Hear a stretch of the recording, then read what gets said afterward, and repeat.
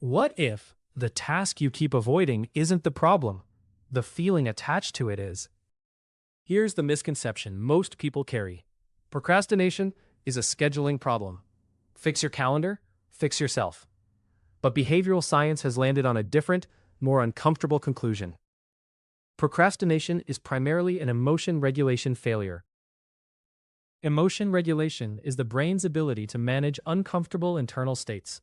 When a task triggers anxiety, self-doubt, or boredom, the brain doesn't avoid the task. It avoids the feeling the task produces. That distinction matters. Because if you believe you're avoiding the task, you add more structure, more timers, more apps. But if you're actually avoiding a feeling, more structure doesn't touch the root. It never could. The human nervous system is calibrated for one thing above almost everything else: relief from discomfort. Evolutionary psychologist Randolph Nesse calls this the smoke detector principle. The brain is tuned to over-respond to threat because the cost of missing a real danger outweighs the cost of a false alarm. When a task feels threatening, even mildly, the brain scans for the fastest exit. And it finds one. Scrolling, cleaning, reorganizing a drawer you reorganized last week. These aren't distractions chosen consciously. They're the nervous system executing a relief strategy it has practiced thousands of times before. Here's where it gets harder. The relief actually works. The discomfort drops. The brain logs that as a success. And the next time that task appears, the escape route is faster, more automatic, more deeply grooved into behavior. This is a reinforcement loop. Discomfort triggers avoidance. Avoidance delivers relief. Relief strengthens avoidance. Each cycle doesn't just maintain the problem, it deepens it. The task grows heavier. The feeling grows louder. Psychologist Timothy Pychyl at Carleton University has studied procrastination for over 2 decades. His finding, consistent across hundreds of studies, is blunt. People procrastinate to repair their mood in the short term, regardless of the long-term cost. Short-term mood repair. That phrase is precise. The brain isn't malfunctioning. It's doing exactly what it's designed to do: reduce pain now. Behavioral economist David Leibson at Harvard calls this hyperbolic discounting. The brain systematically overvalues immediate relief and undervalues future consequences, often by a factor of 4 or 5 to 1.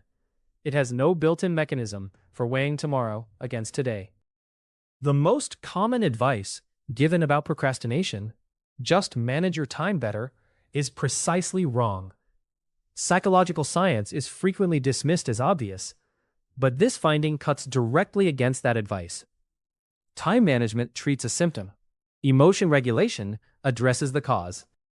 A 2014 meta-analysis by Pychyl and colleague Fuchsia Sorois identified the most common emotional triggers beneath procrastination: anxiety about performance, fear of judgment, boredom with the task itself, and a pervasive sense of self-doubt. Not laziness, never laziness. Laziness implies indifference. But most people who procrastinate care deeply about the task they're avoiding. The avoidance isn't apathy. It's the opposite. It's a nervous system responding to something that feels genuinely threatening. Here's the counterintuitive twist. The tasks people procrastinate on longest are often the ones that matter most to them. The creative project. The difficult conversation. The application that could change everything. Stakes amplify the feeling. The feeling amplifies avoidance. The experience we have tomorrow is partly a product of the mindsets we hold today. If today's mindset frames a task as a threat, tomorrow's nervous system will treat it as one. The avoidance compounds before the task even opens. So what actually works? The research points somewhere most people don't expect: self-compassion.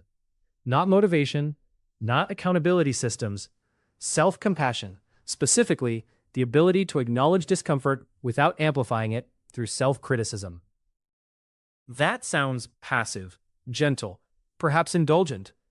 But Pycyl's research found that people who responded to their procrastination with self-forgiveness rather than self-criticism were significantly less likely to procrastinate on the same task again. Self Criticism after procrastinating doesn't motivate action. It adds a second layer of negative emotion on top of the first. Now the task is associated with both the original discomfort and the shame of having avoided it. The feeling grows heavier. Remember the reinforcement loop. Shame is not a circuit breaker. It's fuel. It intensifies the discomfort attached to the task, which intensifies the urge to escape, which intensifies the avoidance. The loop accelerates. The intervention that consistently holds up in controlled trials is deceptively simple. Name the feeling before acting on it. Not analyze it, not solve it. Name it. Anxiety, boredom, dread. Psychologist Matthew Lieberman at UCLA showed in a 2007 fMRI study that naming an emotion reduces activity in the amygdala, the brain's threat response center. This is called affect labeling. When you name an emotion, you reduce its physiological intensity. The discomfort doesn't disappear, but it becomes something you can observe rather than something that is happening to you. That gap is where behavior changes. The goal is not to eliminate the discomfort. That framing is a trap. Discomfort is often a signal that the task matters. The goal is to change your relationship to the feeling, from threat to information, from something to flee to something to notice. This reframe changes everything about how you approach stuck tasks. Instead of asking, "How do I find more time?" you ask, "What feeling is this task producing right now?" That single question redirects the intervention to the correct level. Behavioral science transforms ordinary moments into data. The moment you reach for your phone mid-task is not a moral failure. It's a signal. Something beneath the surface needed attention. The phone was just the nearest exit. Emotion regulation is a capacity that strengthens with practice, and the mechanism is concrete. Each time you pause before defaulting to avoidance, you activate the prefrontal cortex rather than the amygdala. Neuroscientist Richard Davidson at the University of Wisconsin found that people who regularly practice this kind of deliberate noticing show measurable increases in prefrontal activity over time, correlating with greater resilience under stress. There's something quietly profound in this. Behavioral science reframes procrastination from a character flaw into a readable signal. It has been telling you, accurately, what feels threatening in your life. You just didn't have the framework to hear it.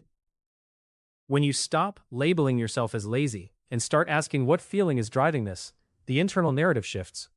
You move from self-condemnation to self-investigation. That shift alone reduces the emotional weight attached to the task. This extends well beyond productivity. Psychologist Lisa Feldman Barrett at Northeastern University argues that the ability to identify and differentiate your own emotional states, what she calls emotional granularity, predicts better physical health, fewer days of illness, and lower rates of depression. People who can accurately read their internal states use fewer words like bad and more precise ones like dread or inadequacy. Psychologist Mihai Csikszentmihalyi spent decades studying what makes ordinary moments feel meaningful. His experience sampling research, pinging thousands of people at random moments throughout the day, found that meaning wasn't concentrated in peak events.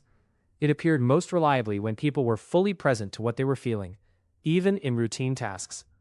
Emotional honesty, it turns out, is the precondition for noticing that something matters. Here's a specific case from Pikel's Carleton lab. Students who missed a study deadline before a first exam were tracked through the second exam. Those who forgave themselves for the first miss procrastinated significantly less before the second, while students who responded with self-criticism procrastinated just as much or more. The only variable that predicted better behavior next time was how they treated themselves after the failure. The next time you notice yourself avoiding something that matters, don't ask why you can't manage your time. Ask, what feeling is this task asking me to sit with? That question is not soft, it's precise. It's the right diagnostic. Procrastination is not a verdict on your character. It's a signal from your nervous system, and signals, unlike character flaws, can be read, understood, and answered. You were never lazy. You were just avoiding the wrong thing.